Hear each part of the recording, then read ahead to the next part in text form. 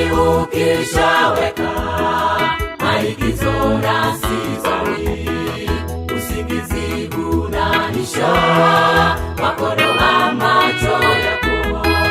Lakini ukishaweka maigizo na sizoni, usingizi unanisha makodoa macho yako.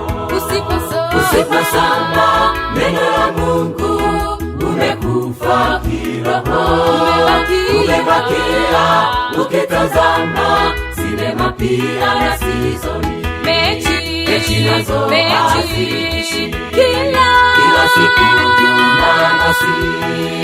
Umeshatekwa mtu wa Mungu, waivunja